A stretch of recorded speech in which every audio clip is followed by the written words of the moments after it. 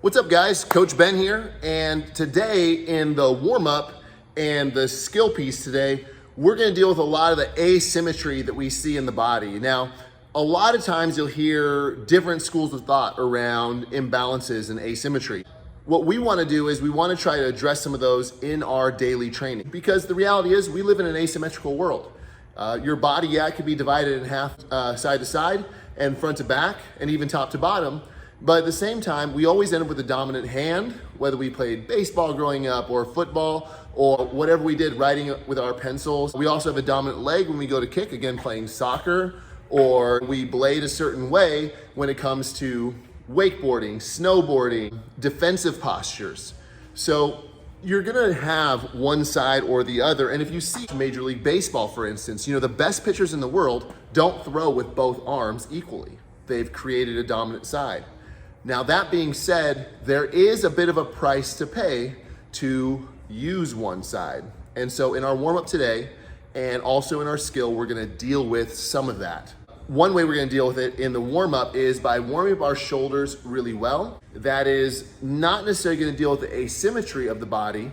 It's gonna deal with some of the delicacies of the shoulder. Now, the first move we're gonna do is we're gonna get down into the bottom of our squat. I'm gonna be reaching out with my hands, not even just softly, but actively pressing out with my hands.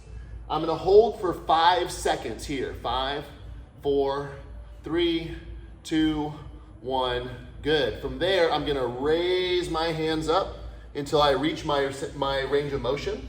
And for me, that's about there. If I wanna go further, I have to bend my arms or round my back or do something different. I'm gonna hold 5 seconds with the arms extended. From there, I'm gonna return back to straight out in front of me, but this time with my palms facing in. So palms will be facing each other. Again, this is gonna deal with how the shoulder can kind of rotate and help you guys get your shoulder properly warmed up. Then you're gonna go 5 seconds, raising above your head with your palms facing each other. And then you're gonna go palms up, okay? Creating that external rotation and then lifting again. So 5 seconds there. So grand total, 30 seconds holding the bottom of the squat, 5 seconds extended, arms flat and palms down, okay? 5 seconds here and 5 seconds here with their respective counterpart, which is the same position but arms above the head. Then we'll be doing some alternating V-ups, again, dealing with some of that back and forth across the body, and that's just in your warm-up. When we move beyond that into the strength and the skill piece, you're gonna see that there's some additional work to be done dealing with that shoulder girdle through stability, and then also the asymmetry of the body by engaging the midline in a different kind of way. So in this skill, what's gonna happen is I'm going to pick up a kettlebell in one side or the other. If I put it in my right hand here, I'm gonna be pulling this way. So what we naturally do when we carry something heavy on this side is we lean away from it to create a counterbalance, which does this to our spine. What we're gonna practice today is picking up that asymmetrical object, and rather than leaning away, simply tightening this oblique, tightening this lower back, and holding yourself in a perfectly straight line. First, you'll be doing it in a static position where you're holding, and then we'll do it walking, where we have to, without shooting our hip forward, we have to walk weighted, counterbalancing, not by leaning, but counteracting by activating the oblique in the midline. So you'll be holding 1 minute here.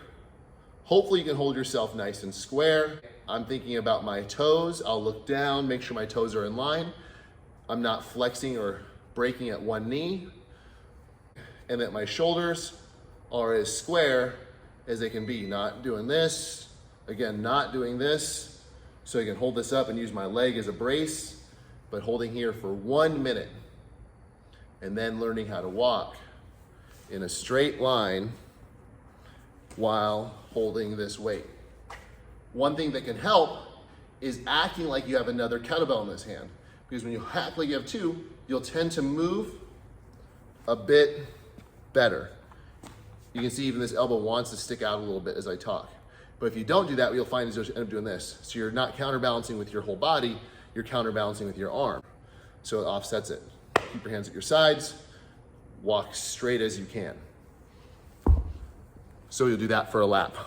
You guys, this skill today is what I would call a thinking person skill. You want to make sure that you're being really cerebral about your steps. Are you walking the same? Are your heels striking the same? Are you stepping on the instep of one, the outstep of the other, and creating a difference that you don't really see? So the shoulder is addressed by holding that kettlebell and not letting it just completely fall out of socket and just let the soft tissue and connective tissue, you want to engage it through the muscle, okay?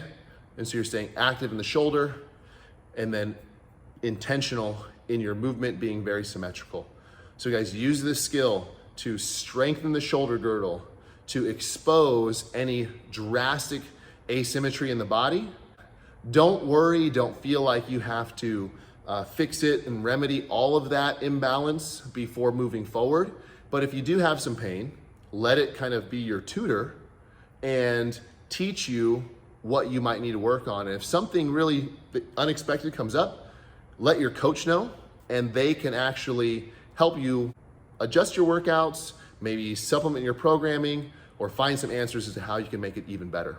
Iron Mountain Fitness is your spot to help deal with all of your fitness issues and reach all of your fitness goals. Have a great day.